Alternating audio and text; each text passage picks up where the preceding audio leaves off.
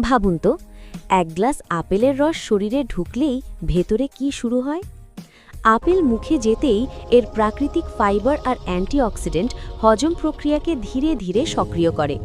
পেটের ভেতরে পৌঁছে আপেল ভেঙে যায় পুষ্টিতে, ভিটামিন, পলিফেনল আর শক্তিদায়ক উপাদানে। এই পুষ্টি অন্ত্র দিয়ে শোষিত হয়ে রক্তে মিশে যায়। রক্ত বয়ে নিয়ে যায় শক্তি মস্তিষ্কে, পেশিতে আর হৃৎপিণ্ডে।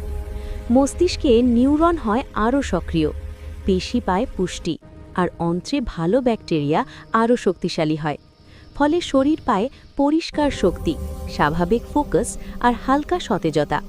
তবে মনে রাখবেন, সব কিছুতেই ভারসাম্য দরকার।